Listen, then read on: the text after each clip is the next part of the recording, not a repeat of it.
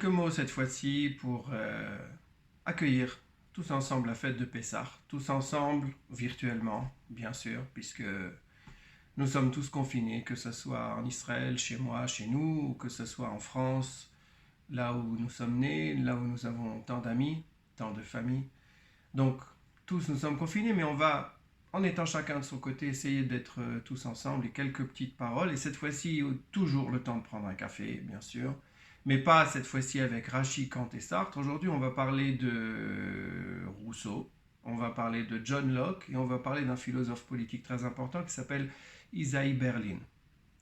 Petite introduction avant de commencer la fête de Pessah, c'est le but de ces quelques mots, de ces quelques minutes.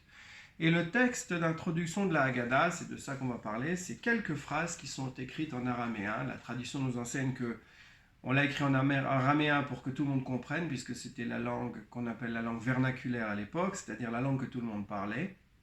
C'est pas de l'hébreu, c'est donc de l'araméen, la langue quotidienne, pas la langue sophistiquée. Et le texte, quelques lignes, nous dit la chose suivante, je vais lire et je vais traduire, c'est très très court. Voici le pain de misère qu'ont mangé nos ancêtres en terre d'Égypte. Kol dirfin yete veyechol, kol ditzrich yete veyifsach. Que celui qui a faim vienne et mange, et que celui qui a besoin vienne et partage avec nous. Ashata acha, cette année nous sommes ici, le Shana Abba be'arad Israël. L'année prochaine en terre d'Israël. Ashata Acha Avde, cette année nous sommes esclaves, privés de liberté. Le Shana Abba Be'arad Israël Bene Chorin, l'année prochaine nous serons libres. Bon, j'avoue personnellement, j'ai toujours un petit peu de difficulté depuis que j'habite en Israël de dire Ashata Acha, le Shana Abba Be'Israël, cette année ici, l'année, puisque je suis déjà en Israël. Mais bon, il faut aller un petit peu plus loin, il faut dépasser un petit peu ça. Mais alors, ce que je voulais essayer de faire avec vous maintenant, c'est de comprendre un petit peu ce texte, pourquoi il vient au début, pourquoi, en quoi il va servir d'introduction. La Haggadah de Bloch nous parle vraiment d'une introduction pour ce texte. Et en fait, derrière ces quelques mots se cache, à mon sens, tout le secret, toute la vigueur de l'enseignement de la soirée de Pessah. Et c'est ça qu'on va essayer de voir ensemble maintenant en quelques minutes. Alors, le but, il est clair, il est écrit en toutes lignes dans la deuxième partie du texte. Maintenant, nous sommes ici, l'année prochaine, nous serons en Israël. Maintenant, nous sommes esclaves, l'année prochaine, nous voudrons être libres. Le but, c'est donc de créer une société de gens libres en Israël. On fait la comparaison d'un côté, ici, maintenant, en exil, et on vise le futur, là-bas, en Israël en tant qu'être libre. Mais qu'est-ce que c'est cette liberté? En quoi elle va consister cette liberté? Alors cette liberté, en fait, on va la découvrir dans la première partie de ces quelques vers. Okay? Mais avant de commencer à ça, à s'attaquer à cette première partie, à ces deux premières lignes, je voudrais faire une petite introduction en citant un philosophe, très important philosophe politique qui a vécu au XXe siècle, qui s'appelait Sir, c'est un anglais, Isaiah Berlin. En 1958, il a publié un petit texte dans lequel il va définir deux sortes différentes de liberté. Ce qu'il va appeler la liberté positive et la liberté négative.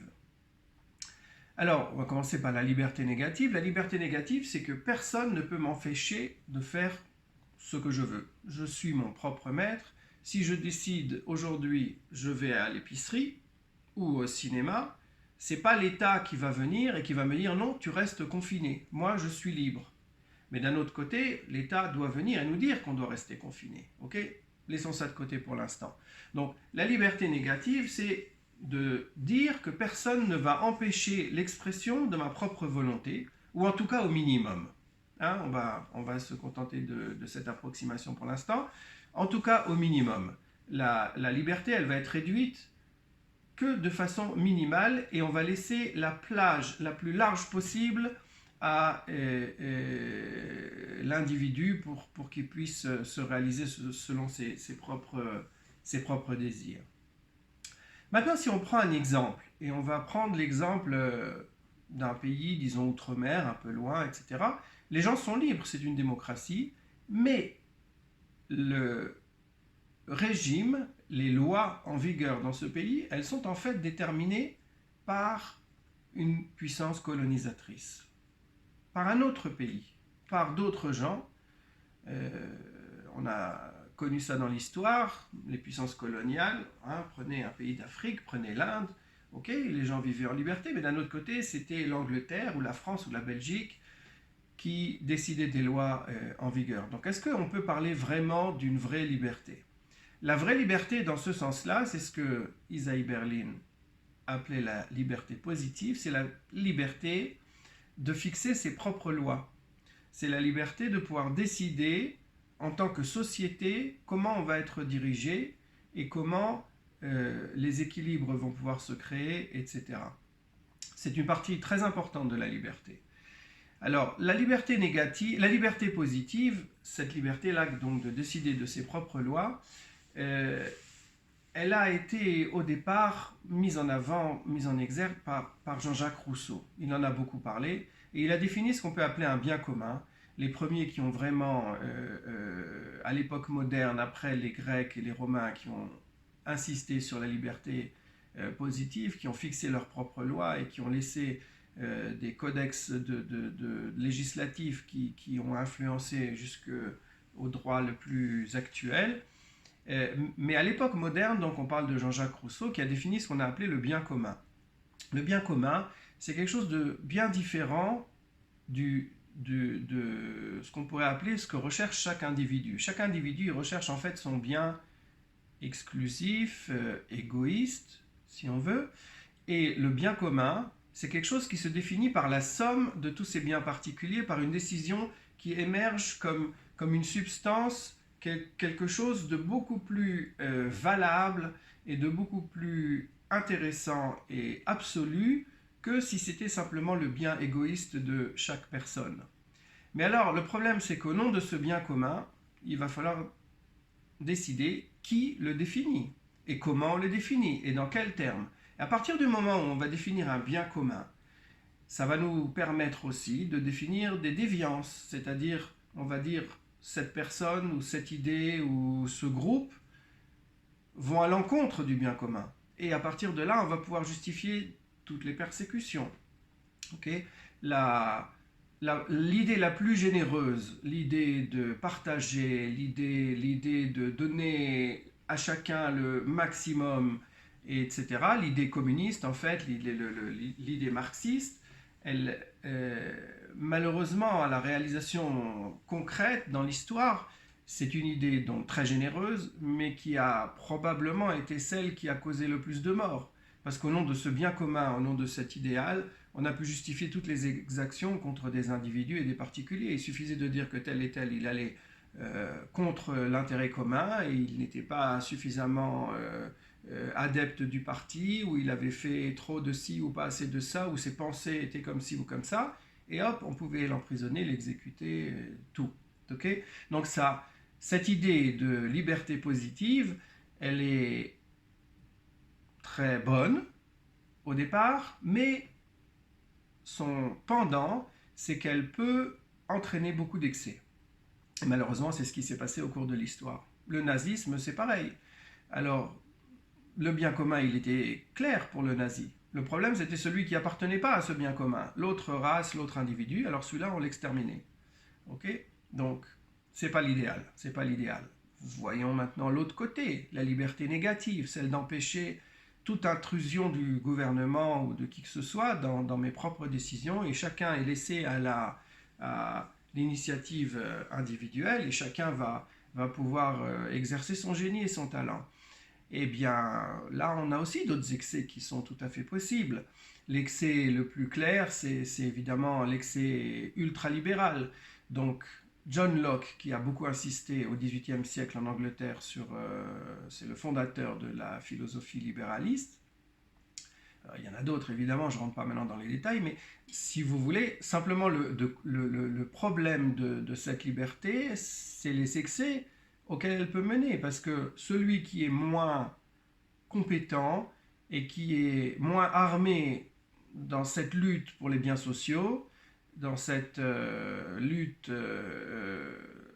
pour avoir le maximum, même au prix d'écraser son voisin, eh bien, celui qui est le moins armé, il n'a plus rien. Donc il est peut-être libre, mais il n'a même pas à manger. Donc, je caricature évidemment, mais à quoi sert une liberté si on n'a pas la possibilité de s'en servir pour avoir même les choses les plus élémentaires?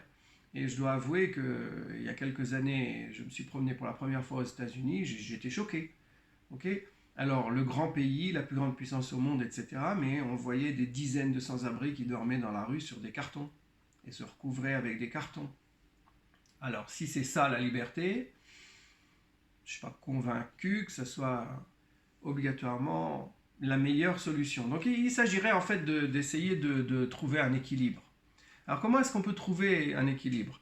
Isaiah Berlin lui-même l'a dit, c'est-à-dire que pour lui, le plus important, évidemment, vu l'époque à laquelle il a écrit, c'était de prôner la liberté négative. On ne va pas prôner la liberté positive dans les années 50, alors qu'on sort de la Deuxième Guerre mondiale, que le stalinisme règne, c'est sûr, c'est pas la chose à dire et c'est pas la chose à penser.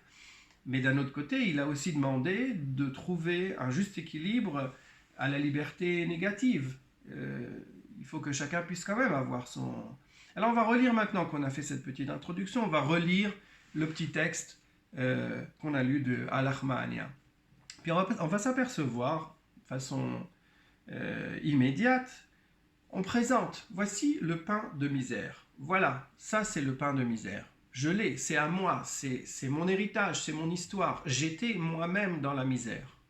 Okay? Donc si je suis moi-même dans la misère ou que j'ai été moi-même dans la misère, je ne peux pas me permettre, je ne peux pas accepter que quelqu'un d'autre n'ait rien à manger. Je ne peux pas accepter. Donc je dis, celui qui a faim, vienne et mange, et celui qui est dans le besoin, vienne et partage avec moi mon repas. Je dois m'occuper de fournir à mon prochain, à mon compagnon de misère, donc je dois fournir à mon compagnon de misère ce qu'il a besoin pour justement pouvoir survivre. Il y a un minimum qu'il faut fournir, il faut s'occuper de fournir à chacun. Alors, si vous voulez, c'est un petit peu comme si ce texte, ces 4 lignes qui viennent introduire l'histoire de Pessah, l'histoire de la liberté, et viennent nous donner à réfléchir et puis nous dire la chose suivante. Oui, il faut la liberté. Oui, tu veux construire ta propre civilisation là-bas, en Israël, libre, à l'opposé de ce qu'il y a ici maintenant en exil. Donc oui, tu veux être une société libre, mais cette société, elle va être basée sur Ha'alachma'ania. Voici le pain de misère, c'était ma misère. Je suis dans la misère et je me dois de baser ma liberté future, je me dois de la baser sur le fait que je ne peux pas accepter que la personne qui est à côté de moi, que mon confrère, que mon frère, que mon compatriote, il soit lui-même dans la faim. C'est aussi un petit peu le sens de la matzah. La matzah, elle a une particularité bizarre, on va dire. Elle est marquée à l'Achma'ania. Oui, il y a des versets qui nous citent le pain de misère. Et d'autre part, dans la Torah, il y a plusieurs versets qui nous parlent du pain de la liberté. La matzah, c'est ce avec quoi nos ancêtres sont sortis d'Égypte. Et c'est le symbole de leur liberté. Ils n'ont même pas eu le temps de laisser le pain gonfler et que déjà ils étaient dehors et déjà ils étaient libres. Donc c'est en même temps le souvenir de cette liberté et en même temps le souvenir de l'esclavage. Eh bien pourquoi? Tout simplement parce que les deux sont intimement liés. C'est-à-dire on ne peut pas avoir de vraie liberté sans souvenir de l'esclavage. On ne peut pas vouloir se déclarer libre et vouloir fêter son pouvoir si ce pouvoir il vient à écraser l'autre. Il vient à l'empêcher d'avoir le minimum qui l'empêche à manger. La liberté, c'est plus une liberté, elle n'a pas de sens. En tout cas, ce n'est pas le sens que lui donne ni le texte, ni la suite de la Haggadah. On pourrait lire la suite de la Haggadah, on le fera peut-être une fois, mais peut-être une autre fois. Mais on ne peut pas lire la suite de la Haggadah sans comprendre ces 4 premières lignes qui nous, en fait, qui nous donnent tout l'éclairage, toute la lumière qu'on a besoin pour définir qu'est-ce que c'est cette liberté qu'on veut. Et c'est l'éclairage de toute la civilisation juive, c'est l'éclairage de la Torah. Donc une liberté qui est basée sur la compassion, parce que ma liberté ne peut avoir de sens que si elle donne aussi une liberté à mon frère. Voilà, c'était quelques mots pour Pessah, c'était quelques mots pour compléter ce que je vous ai dit il y a quelques jours sur la matzah, sur le fait que en Égypte, la matzah c'était un salaire, le pain c'était un salaire, pas la matzah. La civilisation égyptienne, comme je vous l'ai dit, c'est la civilisation qui a inventé la fermentation, qui a découvert la fermentation, pas inventé, mais découvert la fermentation.